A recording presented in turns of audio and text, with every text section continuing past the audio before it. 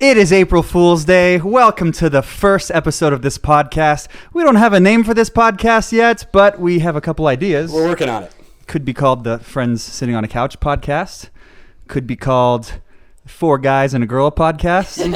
The thing is, though, we don't know if we're going to keep doing this. We just thought it would be fun to sit down and talk about some things. We don't know, but it's very possible that every time we have a podcast, we could have new guests. We could have maybe four girls and a guy. Oh, so how forward of us to do that yes. after this episode, right? So if you guys have any comments on what you think we should name this podcast, go ahead and comment below. Let us know. We could call it the Knick Knack Podcast because I am You are Nick. Nick. We also thought about Paddywhack. Paddywhack. Yes. Just the Paddywhack Either podcast. Knick Knack or Paddywhack. We could call it maybe later the Patreon members only bonus podcast is Paddywhack. I was thinking that we could just specifically talk about fish and literally like the history of fish, and we would call it the Cod Past. Okay. So a little backstory of how this came to be. These are my group of friends. We do crazy game nights. We go on a lot of adventures. And for just the longest time, I've been thinking, man, I feel like we have the most entertaining conversations. They're always super hilarious. What if someone was just recording all the conversations that we had? I feel like that could be so entertaining to watch. So we decided to just sit down and just record one of these interesting random conversations that we have. These are my friends. This is Cole. This is Levi, Landon, and his wife, Emily. So welcome. Thanks for watching. Hope you guys stick around. I hope that you will be thoroughly entertained as we are having these conversations. But the first thing that I want to talk about is I had a thought today, and I want to know your guys' thoughts on this. But the thought that I had, I went to go get an oil change at Walmart, and as I was waiting for the oil change to finish up, it's the most random thing and the most random thought during the most random moment. But my thought was, to see where this is going. My thought was, man, tongues are the weirdest thing in the world. It's like a little alien living in your mouth that almost has a mind of its own. That's just like this weird muscle, kind of like this octopus muscle. It's a tentacle in your mouth. Right. Well, technically, it's like the only. And I've got some stuff to say. Is it the only bone we have or muscle that we have that's not based on a bone? Like the only prehensile muscle that we have? Probably is. Everything else is very directly pulling. Even your face muscles are anchored on the bone. And your tongue is anchored, but not the tip. You know what I mean? It is prehensile for sure. Yeah. That's not. So then that thought kind of evolved into another thought, and that thought was, what if there was an alien species that came down and saw us and that looked exactly like us except for one thing? What if this alien species didn't have a tongue and they saw us and they're like, what is that weird tentacle thing in your mouth? Or other facial things, what if there was an alien species that didn't have eyebrows and they came down and saw us and they're like, why do you have two patches of hair on your forehead? What does that even do? Yeah. They probably come down without the tongues and say, you know what? And we're like, that's why you need a tongue. That's why. I wonder what else would be if they had an extra thing that would make sense. Is it like ear plugging? You know what I mean? If they come from a loud planet and they just have prehensile or you know what I mean? They're invisible eyelids that all kinds of other animals have. Yeah, totally. Yes, exactly. Stuff like that. You know, the ear plugging thing is weird too because we can literally be damaged. We can be injured through loud sounds, and we just don't have a way to stop that without physically anticipating it. That's true. We can close our eyes if there's a light that's too. You have a way. I do actually. I can't remember what it's called, but some people can do this thing where they actually flex a muscle inside of their body, and it sounds like fire in their ears, and it actually mutes the sounds around them. I've been able to do that ever since I was a kid. Wow. And I have never, I don't know if I've met somebody else. We've talked about it, right? I can't do it as strongly as you. You've said that you can kind of mute things out. I can do it, but not strong enough to feel I'm doing it right now. Me too. Nobody would ever know. Okay, so that begs the question, what do you guys think? If you were an alien species that came down and had one thing that was different, what do you think is the weirdest thing about the human face that we have just become accustomed to, but yet if you were some kind of alien species and you saw noses, right? What if you saw a nose and you're like, what is that freaky nub thing on your face? Also, one of them for me is that you literally have bones sticking out of your skull. That's what I was thinking bones too, sticking out of your skin. Right. It's why you and it's I like your face bones. We've talked about that before, I think. Yeah, wow, beautiful. Just exposed bone structure. And you know what's even weirder is that not only are they like exposed, but then we like straighten them and whiten them. Like it's actually and we have two sets of Bleaching them. our bones. We have one, and then they go away. And I think that some people have. I think my cousins all have 3 sets of teeth. Like this is weird biological anomaly that they go through 3 of them. Heard of that. But like sharks go through teeth their entire life, right? Yeah. Right. But how weird is it that we have 2 sets? Could you imagine if there was another bone in your body that got lost and then regrown? Like if you lost your fingers when you were 8 years old and then grew another set of fingers. But it's just like big, falls like off. your pinky's bigger because you're like, this is my adult pinky Yeah, now. My baby pinky's gone. Your baby, yeah, you got like your baby toe. Like Yeah. your little pinky Weird. toe. Eyelashes too. You think about it, it's just like little wind sweepers coming out of your eyes. Yeah. Those are the 2 I thought about the most as being weird, is eyebrows and eyelashes. Yeah. Yeah. It's Yeah. just like, Yeah. this hair kind of makes sense. You know, it's like, keeps you warm, sort of. You know what, actually? And I understand the function of these things, but they're weird. There's hair right along my eyelid. Hair. Yeah. Yeah. Here's the deal. I actually disagree about facial hair, which is funny because I have it and I like it, but it makes no sense to me. I'm like, what purpose does a mustache serve? It only makes sense to me as what you call a secondary sexual trait. It's just like Right, exactly. It started happening. People liked it, and It was selected made for, Just or not selected sexual for. dimorphism. Yeah. Exactly. Yeah, because it's But like there's actually a lot of theories about why we have beards, though. I think that like it's not. There's no definitive one, but there's actually an entire Wikipedia page, if you ever want to look it up, that there are a bunch of different theories of why we have beards. And like one of the interesting things is why you have beards. I will never grow a beard in my entire life. I Same, very patchy. cannot ever. Like I'm knocking on 30's door right now. There's 17 whiskers and they all have a name. Okay, but there are certain things on that page that talks about like the theories of why we would grow beards. But an interesting thing is women choose men with beards or without beards depending on what's more common, and they choose what's less common. So if beards are really in style, they choose men Historically, without all the beards, way. and if beards are not in style, they choose men with beards. It's this weird. Yeah. That is yeah. interesting. it's like Weird. always consistently opposite. Totally. That's it. Very interesting. It's the only consistent thing. Also, about it, some so about it's- eyelashes before we move on from that. I just want to say eyelashes are like, they protect your eyes from different things and stuff. But when something's in your eye, always, what is it? Yeah, When you for get real. something in It's your your eye, own Yeah. it's a freaking eye. eyelash, right? That's true. Every time. Or it's a mote or it's a beam. Yes, but of course. one of the Right. three. Yeah. I would be interested to talk with someone who, you know, if it was through cancer or whatever, somebody who has no eyebrows or eyelashes, Yeah. and ask them, like, if there was a way to do it sensitively, not to be like, oh man, that sucks, but hey, tell me about this. But like, just actually ask somebody if they have noticed a different, like, do you actually get stuff in your eyes Right, now? yeah. Right. Or is it I mean, like, because that is the purpose of weird eyebrows leftover? is to get sweat out from Drains. draining into your eye. I don't know why I've never thought of it as sweat. I always thought of it like Yes. dust, Like particles, Literal sweat, just Rain. sweat going on. Yeah. Yeah. Yeah. And the Eyebrows make more eyelash sense to me right specifically, it may have like evolved when we were kind of in a more like desert climate or something. So like in our modern society, we don't really run into as many things in our eyes as we would have used to, just being Sure. outside more. So maybe nowadays, if we didn't have eyelashes, we wouldn't really notice. Yeah. Right. Yeah. That's what I would think. It was probably something that made more of a difference when we were outside more often. Yeah. You know what is strange though? So we have a bearded dragon, and as he's grown, he's like 3/4 of his way to full grown right now. But I've noticed he has on his eyelids little like scale eyelashes. Like they're it's not hair, but it's just little like triangles, like sticking like off the eyelashes. So I'm like, there's got to be somebody who would be listening to this Yeah, probably yeah. knows. Yeah, And What is there's the like, these purpose guys of are that? So Totally. dumb, but yeah. Okay, moving on to another topic. So after this podcast, actually, we're going to be playing some games. We did this a couple nights ago, and it was so much fun that we're going to do it again.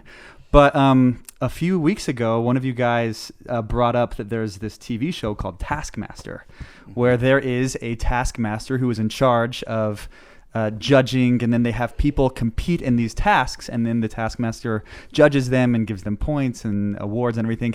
So we've decided to come up with a few tasks of our own, And so I want to play a little game with you guys and see if we can come up with interesting tasks that we could do tonight, or that the audience that's watching could do with their friends or with their family, just to have fun with random objects around the house. Basically, the purpose of Taskmaster is to give an objective to a group of people, and then there's so many things that you could judge it off of. You could judge it off of skill, you could judge it off of creativity, you could judge it off of strength or like physical ability.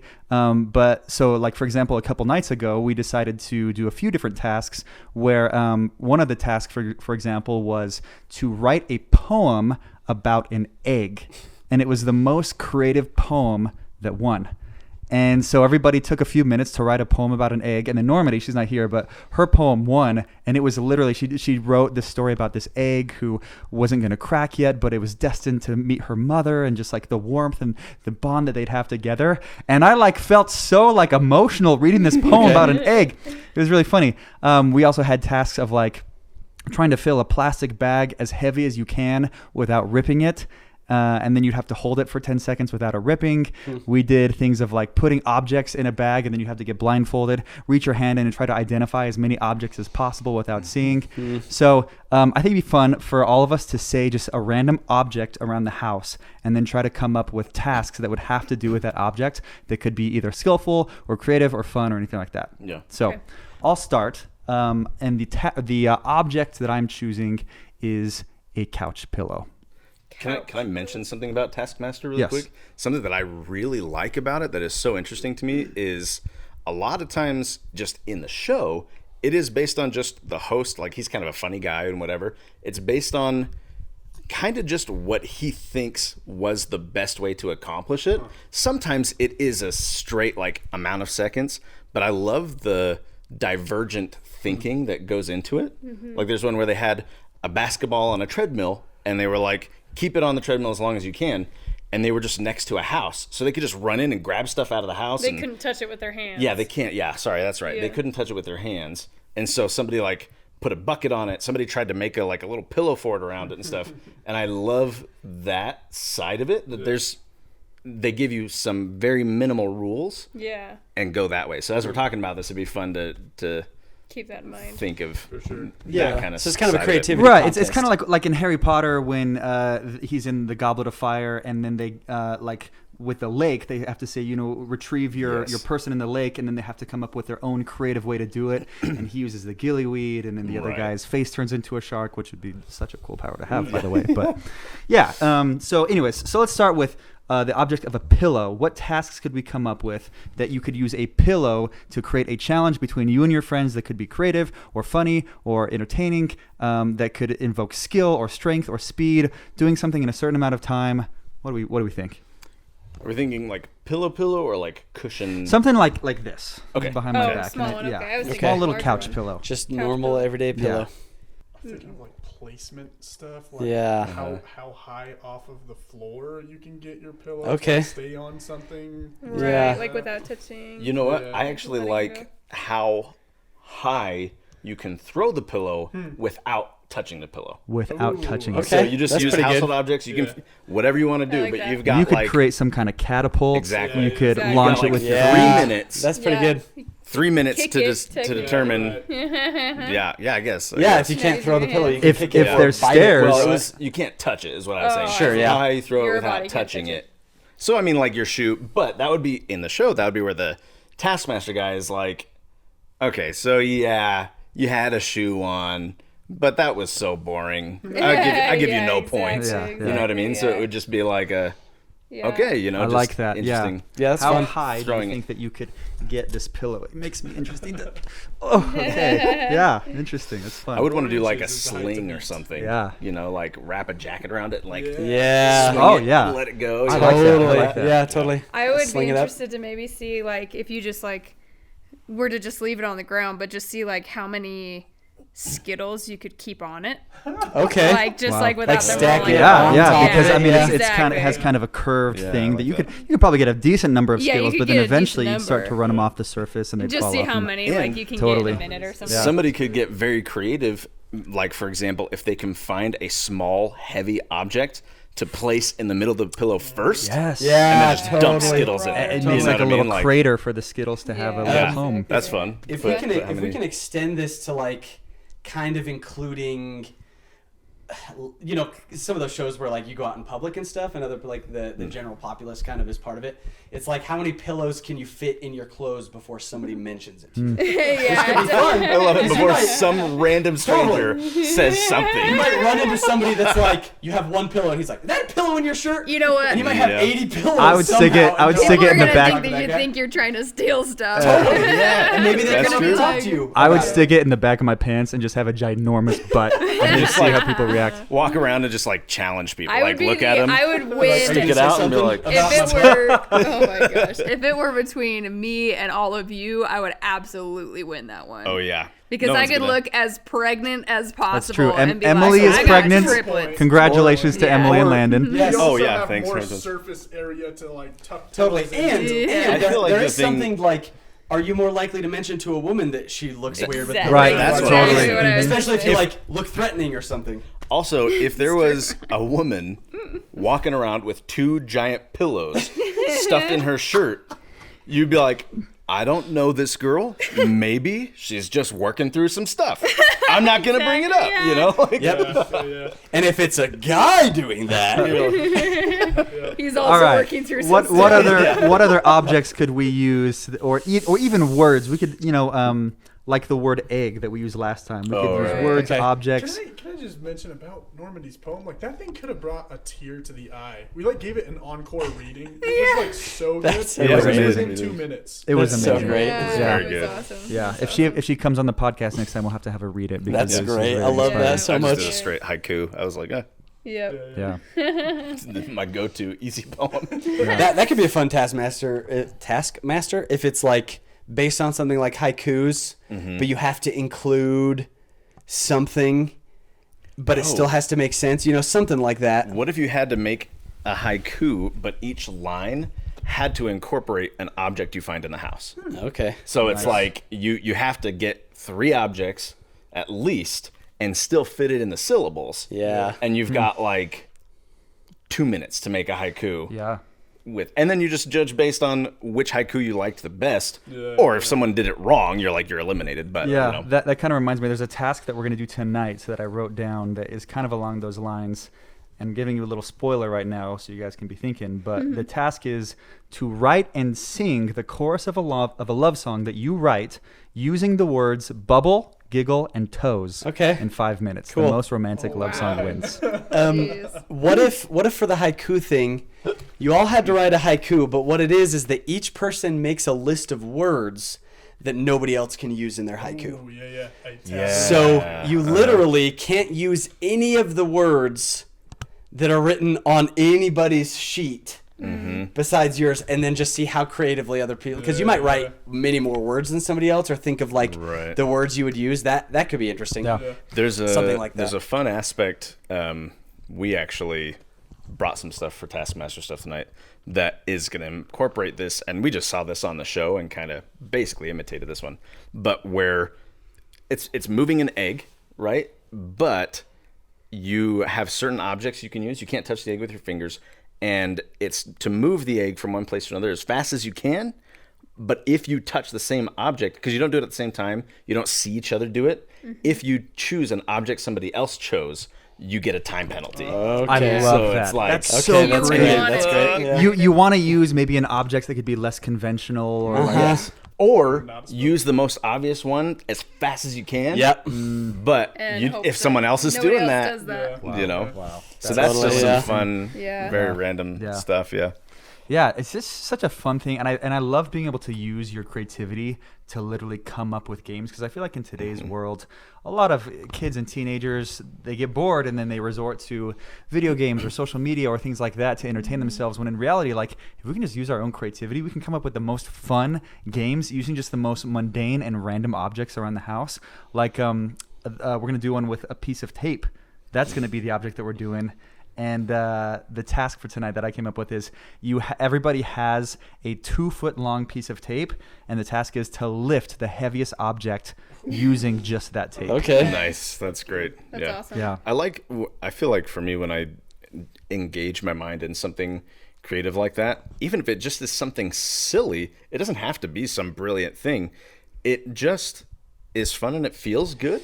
Yeah. There's some part of your mind that's like, oh, I created something. Yeah. And just, it was like, oh, that was so dumb and silly. And even if it doesn't even work, and you're like, oh, I thought people would be able to do this. Nobody can lift anything but tape, whatever. Yeah. It still feels good somehow. Yeah. Creating is a big deal. Like whether it's drawing something or coming up with a way to do something or just literally like building or making something, it does something for you. I was gonna say, I feel like even with all this stuff, it's like, yeah, maybe we're never gonna be in a situation where it's dire that we have to pick something up with a piece of tape.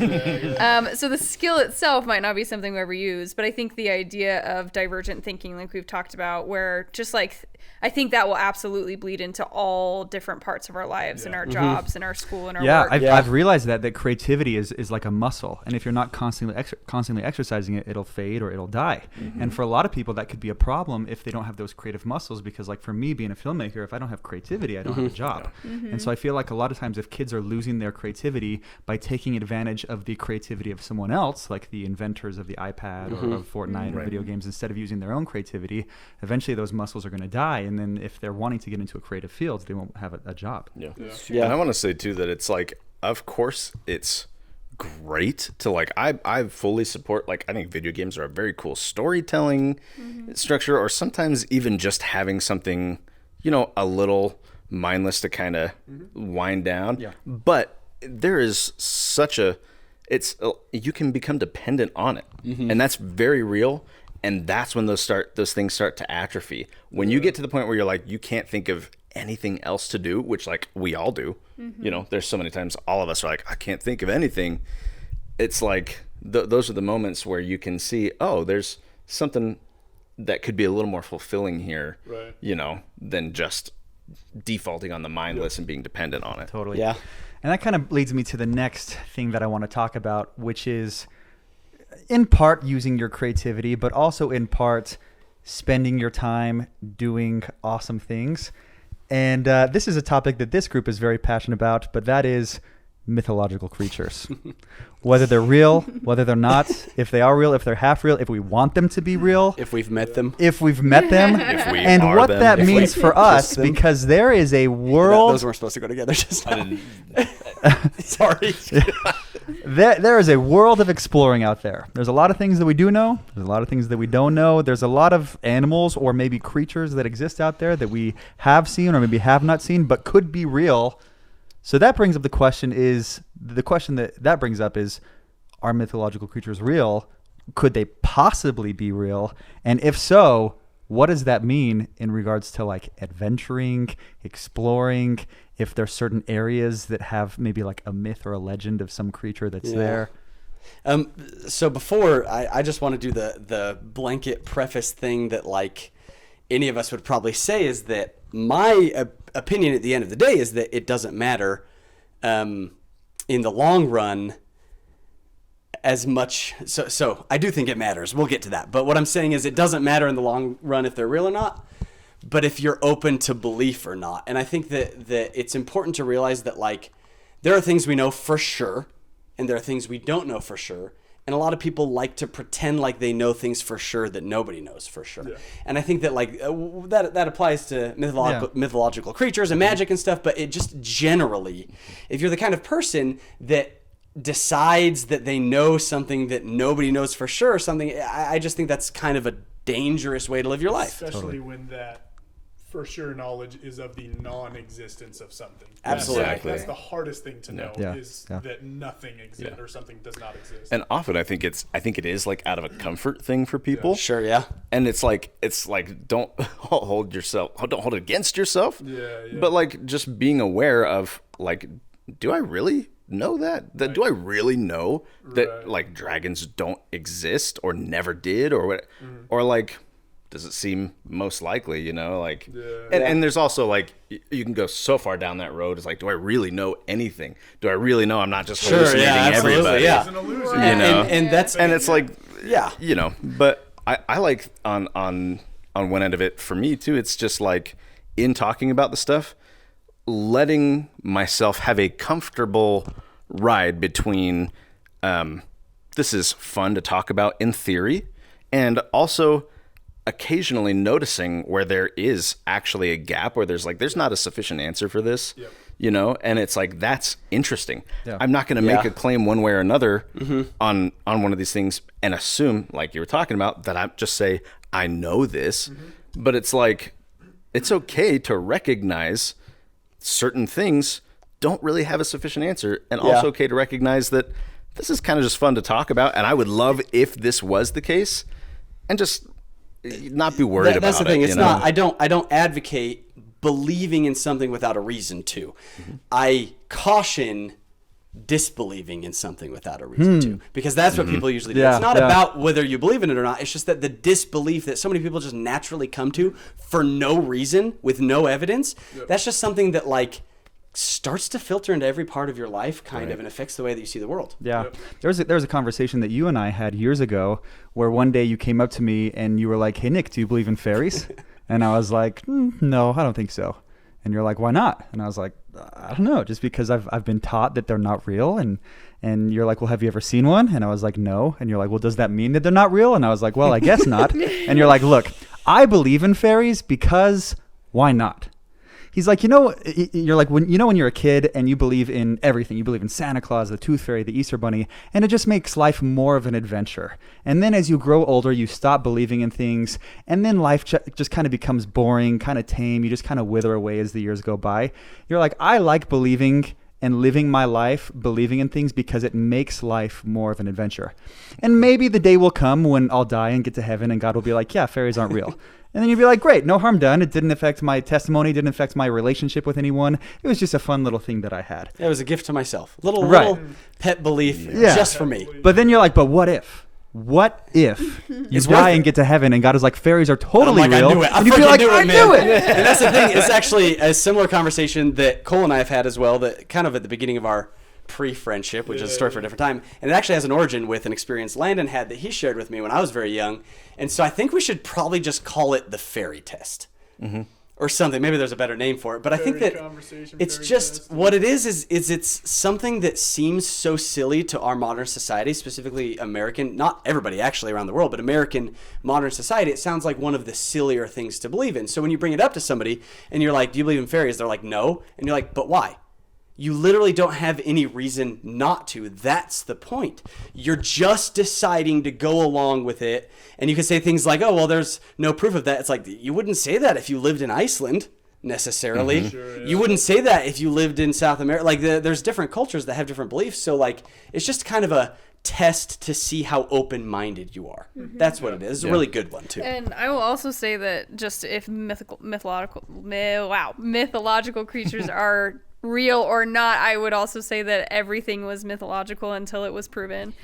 So it really is like, we didn't know, that giant squids existed. That was mythological until it was proven. So I really think it's just keeping your mind open to, Lan and I have talked about this, just the idea of not putting God in a box, and that we constantly say that, where it's just like God's creations are so immaculate and immense that, like, who are we to say that God couldn't create something like that, and that he could keep it a secret from us this long? There are still things we're figuring out, right? Totally. So much of the ocean that hasn't been discovered. You're still finding random islands that we've never seen before. There's so much still to be discovered. 2018, there was this thing they called it the Asian unicorn, because there had been sightings of it. It kind of turned into like a myth in, like, I want to say Laos, but I'm not totally sure.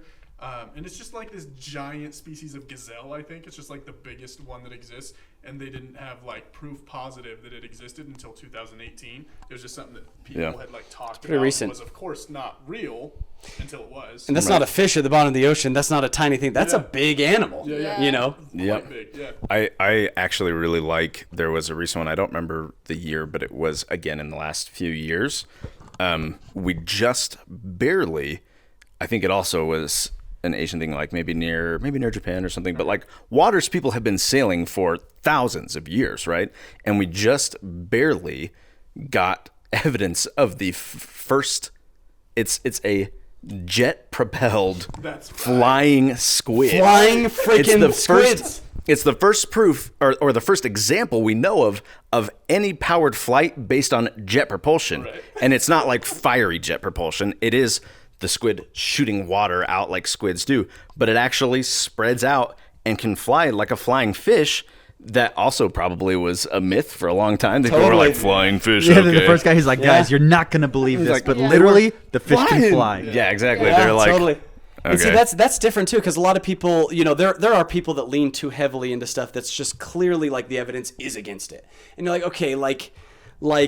And I know, like, I'm open to the megalodon being still alive, but I'm pretty sure it's not, because when they talk about it, the biologists say, like, this isn't something that lived at the bottom of the ocean. This is something that was coastal. This is something whose whole ecosystem depended on being right near the coast. It's something we would see, right? Like, and I still haven't closed the door on it, obviously, but there are people that really lean into things against evidence. But, like, for example, the coelacanth is the one that everybody loves to talk about. They thought it was dead for 50 million years. The coelacanth lives at the bottom of the ocean in caves. It makes sense that we wouldn't see it. The flying squid is flying at the top of the water, shooting itself around. So it makes sense that, like, that's one of the ones that just got past us. And it's one of those things that there was enough evidence of it for it to be a myth. Yeah. Totally. And there was enough that people were, like, serious about it, but science didn't have anything to go off of.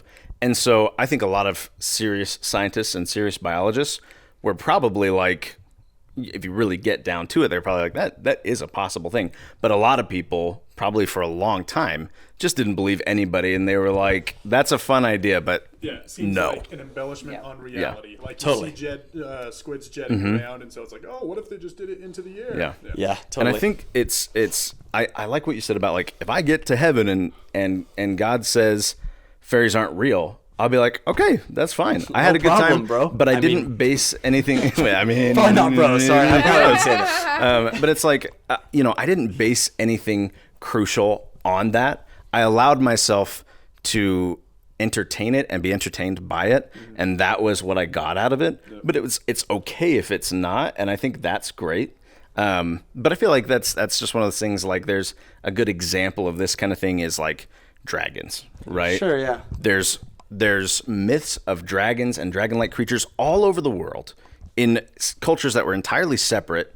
And it's like, it's one of the even really more reasonable things. Right. We know there were gigantic lizards and serpents and all this stuff. We know that, but because we hear the idea... Meaning the dinosaurs, or meaning... Yes. They lived on Earth. Like the dinosaurs even, and people can get into whether it was like potentially, could there have been any leftovers by that time, whatever, all that kind of stuff. But most people don't even go that far. Most people just think, like, if you were to ask somebody, do you think dragons could have been real at some point?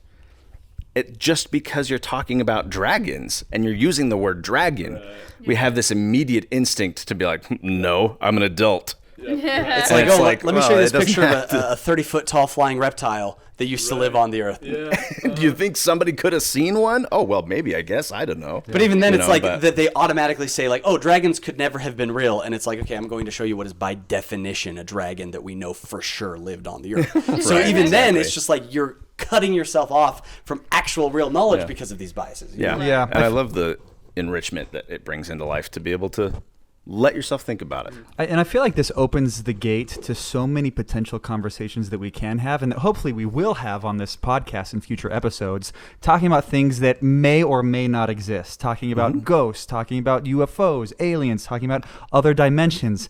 And those are things that we love talking about, that we want to talk about. So if you guys are interested in hearing more crazy stories and adventures that we've had, things about things that may or may not be real, make sure to subscribe. Make sure to like this video. Let us know what you think in the comments below. We're going to end it on that note. We're going to go play some Taskmaster games right now. But make sure to subscribe if you guys want to see more of this. Thanks so much for watching, viewing, and subscribing. And we'll see you guys in the next one.